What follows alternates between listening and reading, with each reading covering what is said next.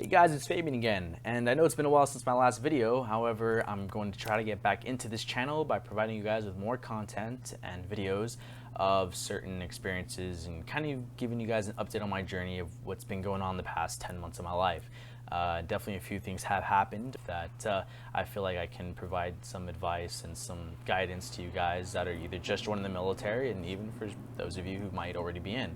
So sit back and relax, and we're going to go ahead and get into the 8 tips that I recommend to you guys on how to save money in the military. Now, tip number 1 for saving money is going to be eating at base galley. Now, you get $372 for BAS. All this money is already getting taken out of your paycheck before it even hits your account, so you're never going to see it. If your monthly expenses for food is already $372 or more, you're essentially paying double the price for whatever you're buying today in terms of food. Now, the only way to save your BAS is by receiving it yourself, and the way that you receive it yourself is by applying for it, and hopefully your command approves your application. Now, if it's just you, then there's no reason why you should at least be saving $100 a month from that $372. Now, $100 a month may not be a lot, but it's something for sure, and definitely over the course of 4 years, if that's your contract length, that can equivalent to over $4,000 plus in savings alone. Even with a family, as long as you double down and budget your BAS money, you'll find that that money will be plenty and more than enough to feed your whole family. Now, I have 2 theories as to why sailors just don't want to eat at the galley, and those 2 reasons are either they don't want to walk,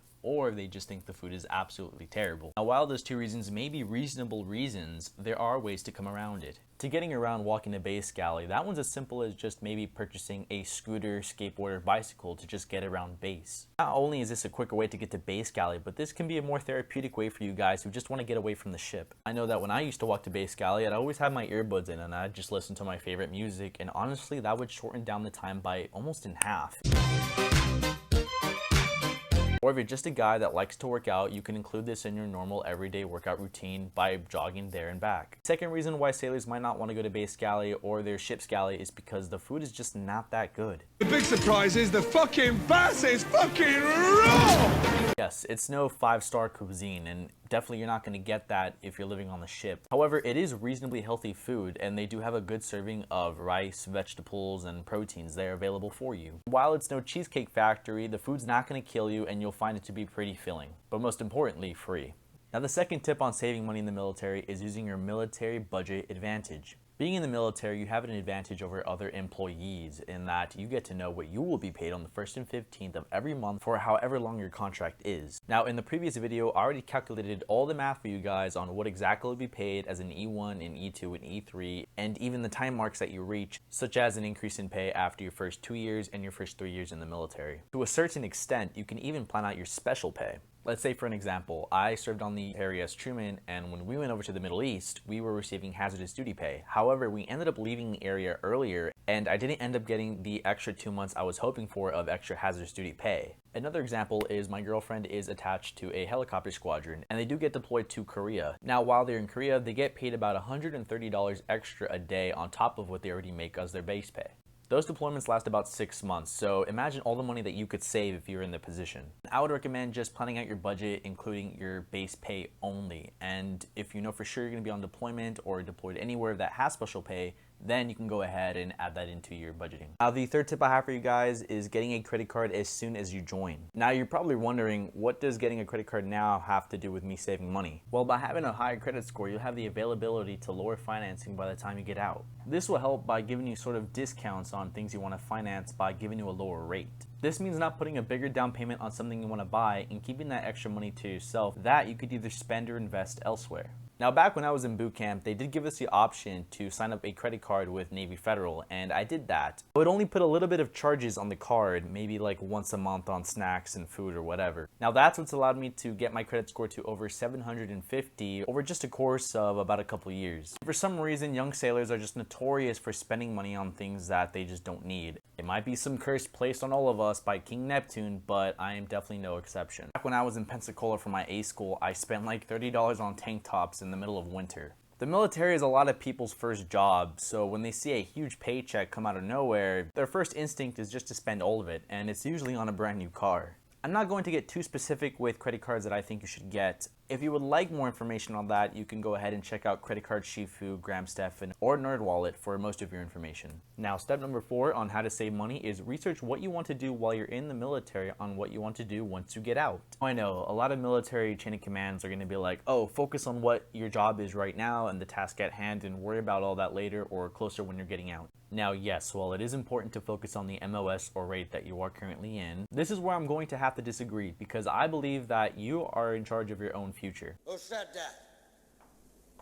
And while the military may be currently taking the lead of what you're doing in life, at some point you're going to be getting out, and when you get out, then what? So by researching what you want to do once you get out, it'll do one of two things. The first is that maybe instead of going out on a Friday or Saturday night, you dedicate one of those nights to just focusing on what you want to do once you get out. So let's say instead of you spending that $50 or $100 on the weekend, you could use that money on a course that teaches you about a career that you want to pursue after. I knew that entrepreneurship was something that I wanted to pursue because I knew that the first night after I went to boot camp and I was getting yelled at, I knew, oh shit, this isn't for me. In their tongue, he is Dovahkiin, Dragonborn.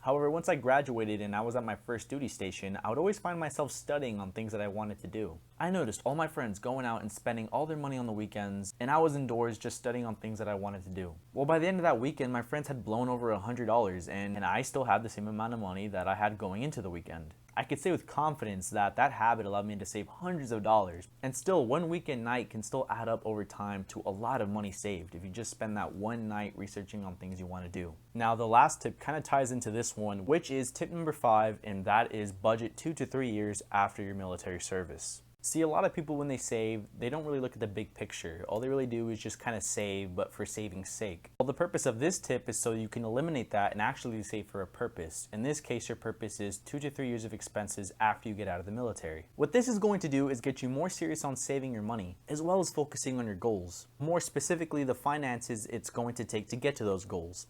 Just to name a few items of expenses you're going to have once you get out will be a car payment, groceries, any new clothes, car insurance. Does your career that you're interested in require you have a nice suit? Does it require that you have a nicer car? Go so in depth as to even how much gas are you going to most likely spend on that said car. I always found this tip especially to be helpful towards me because after being in it for about 3 years, I have saved a rather substantial amount. And one thing that keeps me from spending that money is just thinking that this money has already been spent. For example, once I get out, I plan on purchasing an investment property as soon as I possibly can. So all that money that's just sitting in my bank account is going to be used for purchasing that property, as well as repairs and anything else that needs to be done. For you, it may be different. Let's say you want to become a lawyer. Well, obviously, you're probably going to have to invest in a professional suit. Or something as crazy as even a scuba diver. Maybe you're going to have to purchase your own scuba gear. But aside from finances, this can also have a psychological benefit towards you. How that is something I like to call FOS, or fear of separation. Now, if your goal is to stay in the military as a career, then by all means, that's completely fine.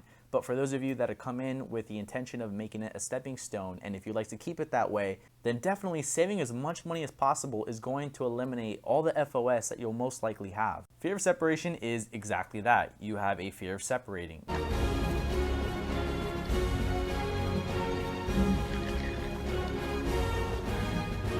Now, this could be due to a number of things. Maybe you're afraid that you just don't have enough financial coverage for when you get out, or maybe you have a family that you need to provide for. Another one is just a lot of people don't really have a goal by the time they get out. I've met countless first classes and chiefs and even second classes that all have just stayed in because they just didn't know what they wanted to do. Well, that one contract turned into 2, and 2 turned into 3, and 3 turned into retirement after 20 years. That, or they didn't have enough money and they thought by staying just a couple more years would get them the financial coverage that they were looking for. And hopefully by planning out those 2 to 3 years of your budget after you leave the military, the better prepared you're going to be for the game called life once you finally have your DD-214 in hand and on your way out. The number 6 tip I have for you guys is to simply just increase your income.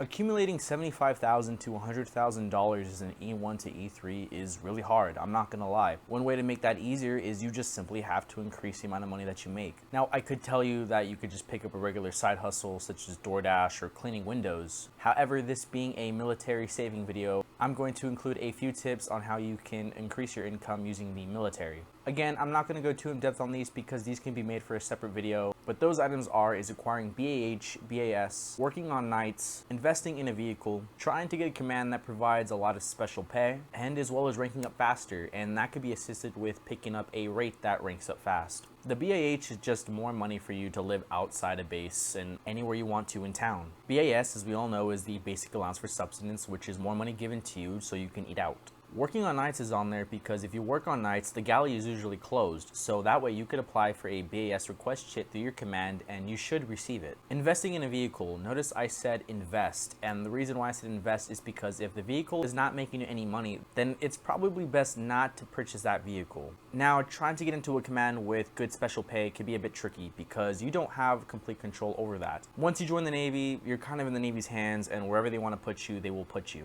However, if you are an undesignated sailor, you do have the option of changing your rate later on in your career, and you could switch over to a command and have a little bit of choice there. Ranking up faster is a bit of a doozy because for that one, it's also a bit tricky. You'll have to find a rate that ranks up fast in order to kind of get through that one. However, there are other ways to do it, such as studying a lot to pass your 3rd class exam or your 2nd class exam. I would lastly like to go over BAH because there is quite a bit to talk about that one. If you have barracks on your command and there is room for you to live there, then you will live there and they will not give you BAH. However, if you do have a family, then this will not be a requirement and you do not have to live on base and they will give you BAH automatically. Also, if you'd like to even save more money, you can go ahead and actually bunk with a roommate, and if they're getting BAH, then you get to keep even more of your BAH because you're only probably spending half of the rent. So it's always important that if you are going to live by yourself that you find some sort of roommate so you could pocket the rest of that BAH, because if you don't spend all of it, you do keep the rest. Now, if you do have BAH, the money that you'll receive will depend varyingly on wherever you're located. For example, I'm stationed here in Virginia, and the BAH rate for Virginia is $1,275 for a single sailor. However, if you're stationed all the way in California, that's going to be significantly a lot higher. And for all the locations and how much money you're going to be paid where, if you're curious, you could just look that all up online and it should tell you the correct amount. Now, tip number 7 I have for spending money is going to be explore your base. Navy bases are pretty big. And for example, the one in Norfolk is very large. They do have a lot of options there for young sailors to go out and do something if you so choose to do so.